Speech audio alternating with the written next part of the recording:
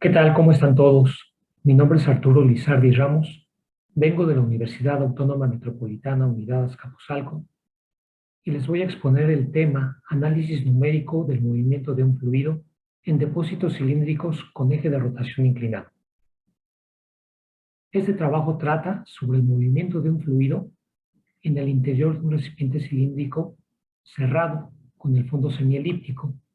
El movimiento del fluido es generado por una flecha que está inclinada 20 grados respecto al eje del tanque. En su extremo se coloca un impulsor de disco y un impulsor de flujo axial descendente con tres álabes rectos inclinados 30 grados respecto al eje de la flecha. Aquí se muestra el mallado de ambos sistemas para la solución numérica. Como introducción podemos decir que la agitación y el mezclado son procesos que se utilizan frecuentemente en la industria farmacéutica, química o alimentaria. Su objetivo es homogeneizar o disolver dos o más sustancias en un recipiente o acelerar la transferencia de calor.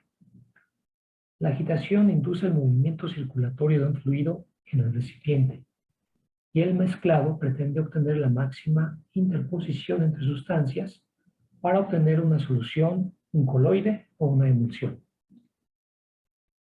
Este tipo de trabajos comenzó con Pau en 1972, quien propuso un método numérico para estudiar el movimiento de un fluido en una cámara cilíndrica con la tapa superior giratoria y el fondo y envolvente fijos. Lo anterior para un número de Reynolds de 1 a 400.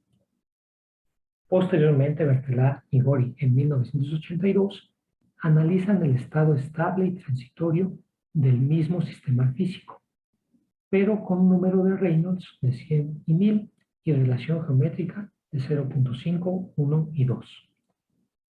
Khalili en 1995 introduce un disco rotatorio situado asimétricamente respecto a la altura del cilindro. Maneja una relación geométrica de 1 a 2 y números de Reynolds de 1 a 5000. Pachauri en 2012, y con el avance de los métodos numéricos, introduce sistemas multifásicos y geometrías más complejas en los impulsores. En este caso, maneja álabes con 45 y 60 grados. Nuestro modelo a analizar consiste de un recipiente cilíndrico cerrado de 9 centímetros de diámetro, 9 centímetros de parte recta y fondo semielíptico de 3 centímetros. El movimiento es generado por una flecha que está inclinada a 20 grados respecto al eje del tanque y se manejan dos impulsores, uno de disco y uno de flujo axial descendente con tres álabes rectos inclinados 30 grados respecto al eje de la flecha. Para analizar el movimiento del fluido se colocan cuatro líneas de referencia. Una para la componente de velocidad radial, que es M1, y tres para la componente de velocidad axial, que es M2, M3 y M4. La formulación matemática se basa en las ecuaciones de Navier-Stokes, que son para un fluido newtoniano, viscoso e incompresible. Las incógnitas son las tres componentes de velocidad, radial, tangencial y axial, además de la presión. Las condiciones de frontera se muestran en la siguiente tabla, que son básicamente las de no deslizamiento en las paredes y fondo del tanque, de rotación en la flecha y álabes, y de simetría en el eje del depósito. Los resultados se muestran a través de campos de velocidades. La figura del lado izquierdo corresponde al del arreglo con impulsor de disco y la del lado derecho corresponde al arreglo con impulsor de flujo axial. En ambos sistemas se observan dos flujos circulatorios en la parte inferior y superior del disco impulsor. Las magnitudes del arreglo con impulsor de flujo axial son mayores a las del disco y para ello se seleccionan 4 puntos de interés para hacer la comparación. En esta tabla se muestran los valores numéricos. Se observa que estos números son mayores a los del lado izquierdo, que corresponden al arreglo con impulsor de disco, observándose un incremento de 3.18, 3.08, 1.19 y 1.08 veces mayor que el impulsor de disco. Lo anterior muestra que el impulsor de flujo axial favorece el movimiento del fluido, conservando en el seno del mismo los vórtices, pero con mayor intensidad. En la siguiente figura se muestra el comportamiento de la componente de velocidad radial para la referencia M1, que si ustedes recuerdan, era una línea que venía en esta dirección.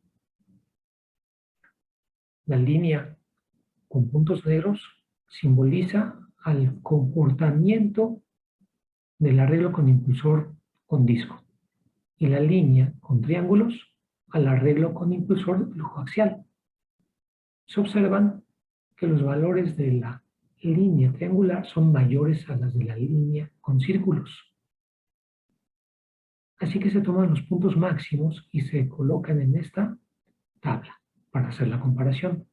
Los valores positivos y negativos corresponderán a la dirección positiva de la velocidad radial o negativa, de acuerdo a donde intersecten los flujos circulatorios, la línea de referencia.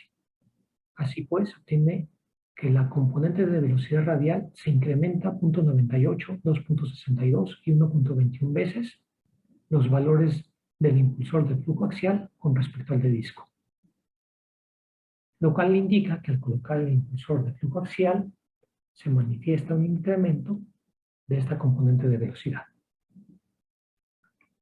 En esta figura se muestra el comportamiento de la componente de velocidad axial para las posiciones de referencia M2, líneas azules, M3, líneas negras, y M4, líneas rojas.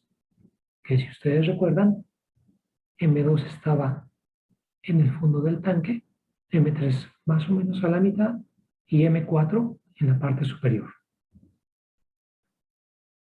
Así pues, las líneas azules nacen y terminan en el fondo del recipiente, las líneas negras y rojas en la envolvente cilíndrica. Se puede observar, como en el caso anterior, que las líneas con triángulos que corresponden al impulsor de flujo axial son mayores a las líneas con círculos que corresponden al impulsor de disco.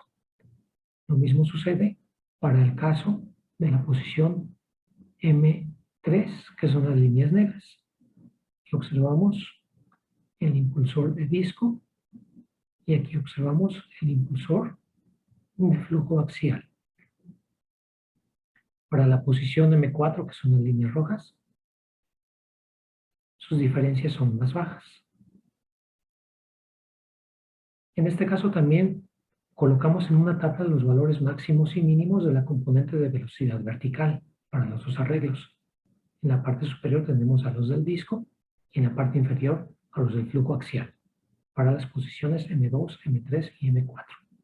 Comparando los valores del impulsor de flujo axial respecto al de disco, se ven que son mayores los primeros.